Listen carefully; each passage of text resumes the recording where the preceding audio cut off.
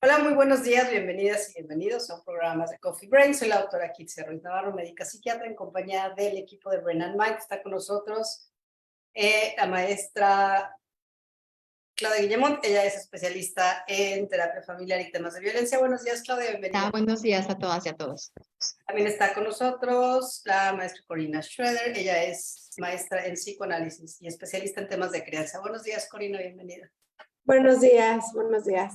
Y está también con nosotros Bárbara Enrique. Ella es doctora en psicoanálisis, especialista, muy especialista en todos los temas que tienen que ver con adopción, maternidad y demás. Buenos días, Bárbara, bienvenida. Hola, buenos días. Como siempre, Monique de Amazon Estrategia Digital, quien hace posible esta transmisión. Y pues el día de hoy, ya habíamos arrancado el programa antes de entrar al aire, porque da para mucho. Otra forma de adopción, vientres de alquiler y maternidad subrogada. Entonces, pues me gustaría empezar definiendo qué es esto de subrogado. O sea, ¿por qué maternidad y por qué la maternidad se subroga? Hay 4 tipos de subrogación posible: la total, la parcial, la que uno hace pues como por buena voluntad y para la que recibe un pago. Subrogación significa que nos prestamos para que alguien más pueda tener un hijo. La RAE, la Academia de la Lengua Española, dice que subrogación es sustituir o poner a alguien o algo en lugar de. O sea, como mujeres, si de repente se nos ocurre, nos lo piden, nos nace, que a lo mejor ya tuvimos un hijo, que es característico de las posibles candidatas a la maternidad subrogada, tienen ya que haber tenido un hijo, por cierto,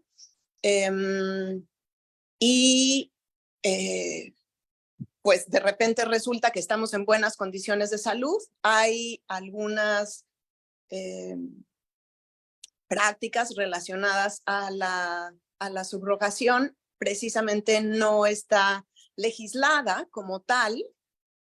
Solamente en el estado de Tabasco y en el estado de Sinaloa se ha escrito algo al respecto, y lo último que sé de el 9 de noviembre del 2021, por ejemplo, es que ya en el Congreso de la Ciudad de México ya hay una iniciativa con un proyecto de decreto, ¿no?, por el que se pide la ley de maternidad subrogada de la Ciudad de México. Así que muy posiblemente eso se esté cocinando. Son procesos que tardan muchísimo, y precisamente porque es súper importante cuidar tanto la vida de la mujer como la posibilidad de crecer la familia, como la maternidad y todo lo que implica, y como el chiquito o chiquita que vendrán en camino y que llegará por distinta vía a una familia, a integrarse a una familia. Y ahí, bueno, volviendo para no perderme a los tipos de subrogación que existe, pues ya habíamos hablado de la que se hace como con un pago de por medio, y entonces tiene que entrar dentro de un contrato y el notario público tiene que estar al tanto, y también el sector salud, y también el acta de nacimiento tiene que tener un pequeño apartado en donde esto se menciona. Luego la que se hace de una manera como voluntaria, y puede ser que hasta quede un poco fuera de algunas prácticas, que esto es lo que se critica. Y luego existe también la que es total y la que es parcial. La que es total significa que yo voy a donar mi gameto, digamos, voy a donar mi óvulo para que alguien, algún donador, un espermatozoide, se pueda constituir, digamos, en un posible ser humano, en una mórula como tal, que es lo que al final le van a implantar a la mujer que accede a la maternidad subrogada. Y entonces digamos que es mitad y mitad, mitad porque es el óvulo de la mujer con un donador, un espermatozoide, y entonces una vez que se inicia el proceso, pues recibe en su vientre o le es implantada la mórula. Y la otra subrogación, que es parcial, es cuando ya, digamos, fue hecho este proceso fuera del vientre de la mujer y se lo es implantado, ¿no? Entonces, también es considerada la maternidad subrogada como parte de las técnicas que se utilizan dentro de la reproducción asistida. Me gustaría empezar como por desmenuzar un poquito, ¿no? Digo, nos va a tocar hablar de la salud mental en algún momento, y hay como muchas implicaciones de todo esto.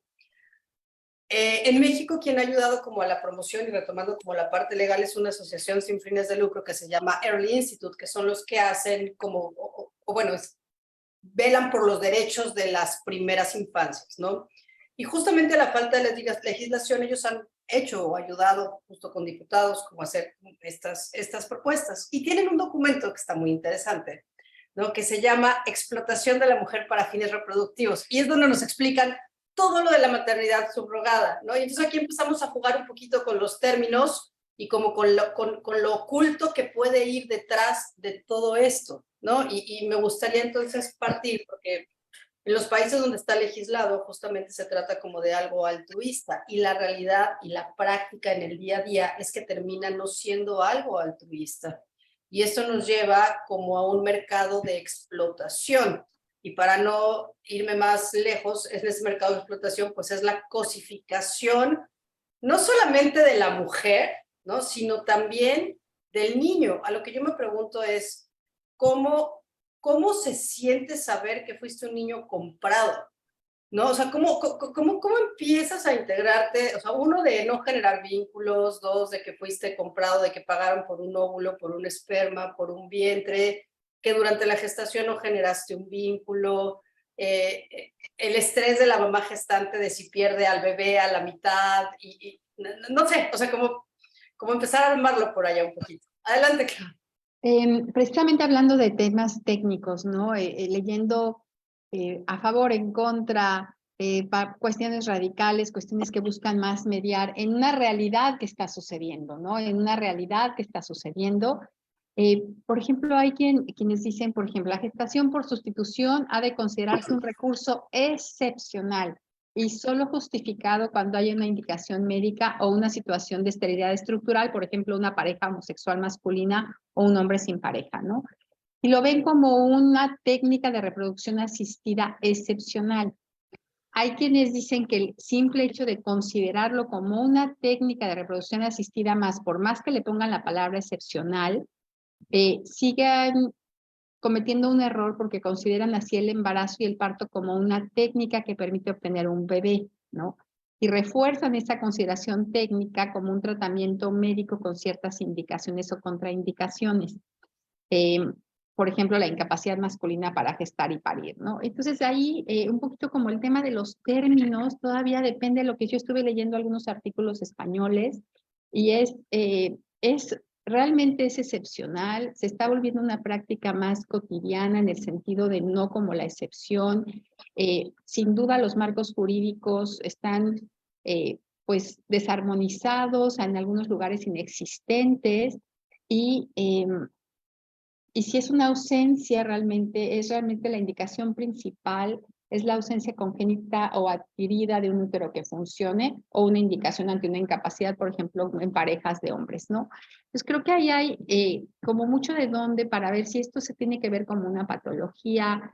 Tendríamos que entender que esto sí va a suceder y seguirá sucediendo, y entonces cómo acompañar mejor posibilidades de prevención en temas, por ejemplo, de salud mental. Adelante.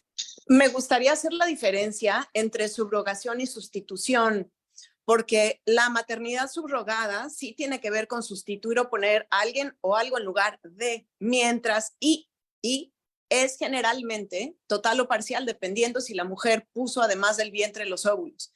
Pero por sustitución son los de alguien más necesariamente, ¿no? O sea, que es el caso, por ejemplo, de los hombres que buscan a una mujer porque quieren tener familia, y entonces se abre otro panorama totalmente distinto de lo que implica la maternidad. O sea, ahí sería la persona gestante que por sustitución está buscando un vientre y entonces ahí es en donde ya podemos considerar el vientre de alquiler, porque generalmente se confunde, ¿no? La maternidad subrogada o el vientre de alquiler. Y maternidad subrogada es cuando la mujer puede estar implicada, pero vientre en alquiler es cuando ya es, digamos, una transacción que es en mucho en donde se pierde la legislación, porque claro que no se puede pensar en vender un hijo o en que sea un motivo, digamos, mercantil, pero es importante mencionarlo, ¿no?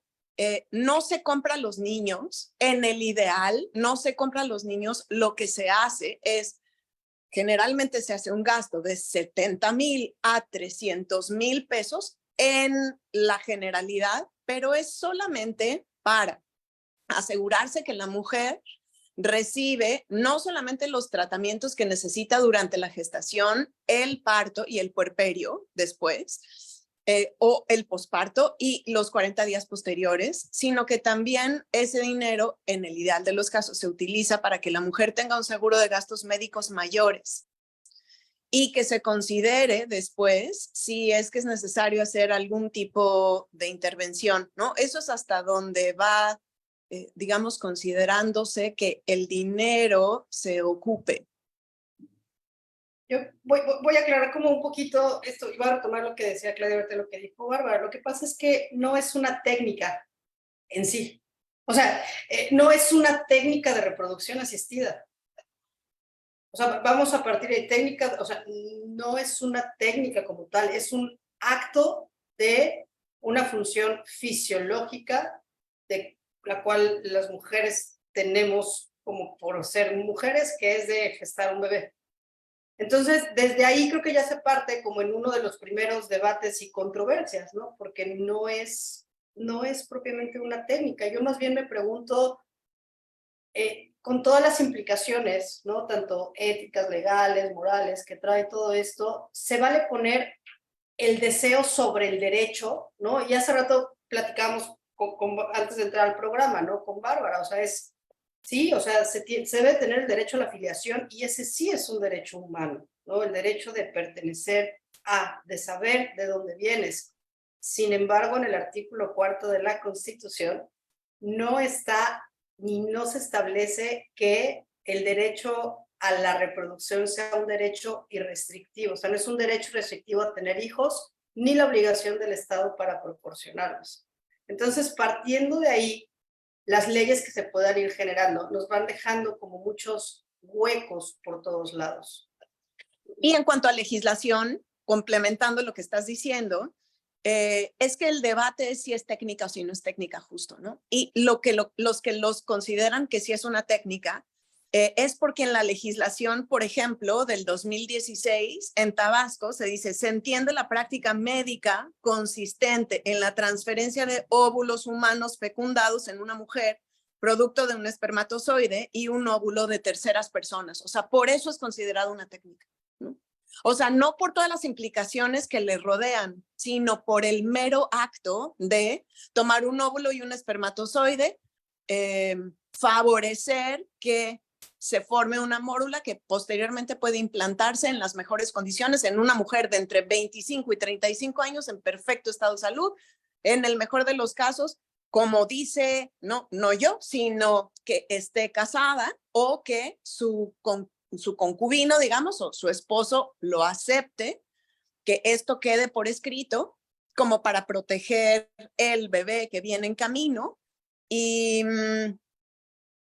ahí es también en donde entra la adopción, porque si es así, yo tengo que aceptar que el producto de esta gestación en realidad le corresponde a alguien más, sobre todo hablando de crianza, y entonces, aunque sea mi óvulo, en el caso de que pues no sea de terceros ambos gametos, sino que yo aporte el óvulo, yo tengo que firmar que una vez llegado al momento del parto, yo ya no tengo ningún derecho y ahí entra la adopción plena, ¿no? O sea, yo tengo que ceder todos mis derechos.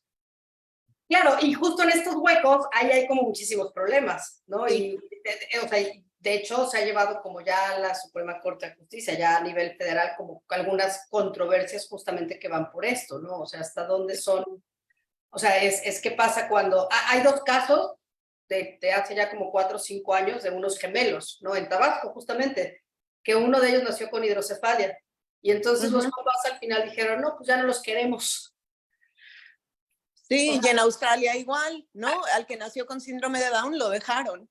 Ajá, ajá, entonces va quedando ahí como ese hueco. Adelante, Claudia. No, y estoy pensando como técnica o no, pero parece que nos brincamos un espacio muy importante, ¿no? Entre la fecundación, pero también todo el proceso de embarazo, ¿no? Todo el intercambio neurohormonal, todo lo que se puede considerar o no, podemos o no estar de acuerdo en relación a la construcción de la psique durante el embarazo, en el vínculo prenatal, en la dependencia de el estado emocional de esta persona gestante, es decir, hay todo un tema de esta técnica o no al nacimiento y crianza que probablemente tendríamos que considerar si tiene o no también efecto en la salud mental de ese bebé, ¿no?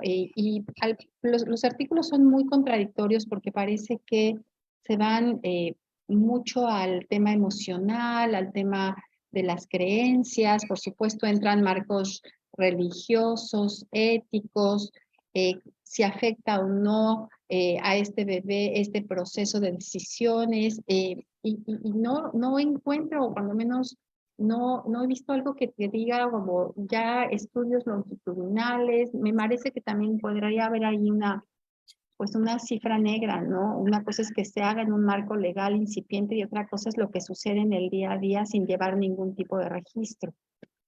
Adelante. Pero justamente la falta de estudios y la falta de seguimiento tiene que ver con la falta de legislación, ¿no? Por ejemplo, este grupo Early Institute, en los 2 estados que está legal, en un transcurso de 4 años, solamente tienen registrados en promedio, o sea, menos de 100 casos, ¿no? O sea, que se hicieron como bajo la ley. Y la realidad es que es más. Hace un par de años, hace como 2 años, había un documental en la Deutsche Welle de vientres subrogados, ¿no? Y ellos decían que Georgia y México son uno de los países donde más ocurre esto. Y entonces aquí nos vamos un poquito más como hacia la parte de los riesgos de las mujeres y los riesgos del bebé, que quizás sin tener más estudios pueden ser como muy evidentes por cómo se están dando las cosas. Y si hablamos de riesgos de las mamás, pues el primero es ser víctima de violencia de género, ser víctima de trata de personas, ¿no? Alguien preguntaba por ahí, dice, bueno, ¿qué diferencia habría? Vamos a partir que las mujeres que utilizan su cuerpo para gestar un bebé ajeno son mujeres que la mayoría de las veces están en un estado muy vulnerable, que lo hacen sí por decisión propia, pero porque tampoco tienen más opciones muchas veces, ¿no? Y entonces alguien preguntaba ahí, bueno, ¿y qué diferencia habría entre la prostitución, por ejemplo, ¿no? Entonces, bueno, pues es que el 70% de la prostitución está bajo el control de personas, o sea, bajo la trata de personas. Es muy poco el porcentaje que lo hace de forma voluntaria. Entonces, ese es uno de los primeros riesgos, entrar como esto, ¿no? La violencia de género, la trata, el tener embarazos de riesgo también, ¿no? Y todo lo que implica la depresión postparto, la ansiedad, el perder al bebé, ¿no? Y que si pierdes al bebé, pues entonces ya no te pagaron. El parto que pues finalmente tiene que ser medicalizado, o sea, como muy, muy programado todo. Y si nos vamos como un poquito a los riesgos generales del bebé, ojo, estos son como recopilaciones, que efectivamente no se pueden hacer estudios si no partes de una legislación, ¿no? Pero lo controvertido y lo que mencionaba Claudia, y lo sabemos que sí afecta, ¿no? ¿Cómo afecta la falta del vínculo de la mamá hacia el bebé? Porque lo primero que les dicen es no puedes generar como un vínculo. A eso le vamos a sumar el estrés materno por el embarazo per se, ¿no? ¿Cuántas mujeres muchas veces en una situación tan vulnerable además consumen sustancias y no se tiene registro? Y por supuesto que no lo van a decir. Luego eso pueden ser bebés prematuros. La separación inmediata, ¿no? Que también sabemos que es fundamental, o sea, este contacto físico, este contacto piel a piel, la falta de la lactancia, que ahora en estos paquetes de las clínicas ya también te hacen el pack si quieres comprar además leche o no leche. Y hay un caso por ahí de los famosos, ¿no? De Elton John. Elton John tuvo 2 hijos de vientre subrogado y en el segundo de ellos le entró al pack de la leche materna, ¿no? Y pagó más dinero para la leche materna. Entonces, y la otra es el duelo, tanto de la mamá como del bebé, ¿no? Hay quien ha dicho y compara que un hijo que nace de una mamá de un vientre subrogado es como el hijo que nació y murió su mamá en el momento, ¿no? Que ese puede ser como el impacto emocional y el duelo que se tiene, ¿no? Y bueno, además la pérdida de la identidad cuando no se le da este derecho a saber de dónde viene, porque como bien decía Bárbara, la combinación es infinita, ¿no? O sea, de dónde viene el óvulo, el espermatozoide, quién es la, o sea, como, y si partimos de esto y nos vamos ya como más en lo profundo, ¿no? A las teorías del apego y la maternidad y centramos a lo que representa la maternidad, incluso el mundo del psicoanálisis, no, bueno, es que podría impactarte demasiado como ser humano. Ya, fin del comunicado. No, digo, siguiendo esa línea, ¿no? Y tratando de unir esto a temas que pueden o no tener efectos en la salud mental. Digo, hay frases que han sido determinantes, ¿no? Por ejemplo, hay un neonatólogo, Niels Bergman, que dice lo peor que le puede pasar a un recién nacido es que le separen de su madre, ¿no? Por ejemplo. Lo que se llama esto de la herida primal, las consecuencias que pudieran ser más dañinas o secuelas más graves, cuanto más prolongada es esa separación, o cuando ya estaba prevista desde un inicio, ¿no? Si efectivamente hay más programación en esto, ¿no? Menos un aspecto natural, son temas más de cesáreas o de partos programados, si esto beneficia o no. Hablan mucho, por ejemplo, de la memoria corporal, ¿no? Lo que no se borra, las sensaciones del embarazo, la ausencia de esa madre que le gestó, en temas muy sensoriales, ¿no? Sonidos, olores, experiencias, y un poco como es, si es o no una agresión injustificable éticamente, si es arriesgado y previsible, pero si tenemos las mamás de nuestro cerebro, células de todos los hijos que hemos gestado, si cambia nuestro cerebro o no por esto, qué vínculos se establece, pero finalmente es si somos más emocionales o no. Y lo que yo veo es que podemos debatir enormemente, pero esto sucede y darle un marco de referencia que pueda permitir que se haga de la manera más segura y saludable, eso es lo que está haciendo falta, ¿no? Y entonces ahí entramos a hacer una clara distinción. O sea, de esto de lo que hemos estado hablando no es maternidad subrogada. O sea, es abuso de la mujer, es trata de blancas, es venta de niños, es una vejación a los derechos humanos de entrada que no tendría por qué seguirse sustentando, pero ya no estamos hablando de maternidad subrogada. O sea, la maternidad subrogada implica que con todo cuidado se van a hacer estudios que la mujer que está aceptando prestar su vientre es porque está en perfectas condiciones de salud, como les decía, ya debió de haber tenido un hijo previo, como que todo está muy cuidado, psicológicamente hablando, psíquicamente hablando. Si una mujer está sana físicamente, es posible que si no somatiza mentalmente, psíquicamente, también esté digamos, en una condición de estabilidad como para permitir que cuando les sea implantada la mórula, efectivamente todo corra y todo fluya y no se presenten en realidad grandes vicisitudes.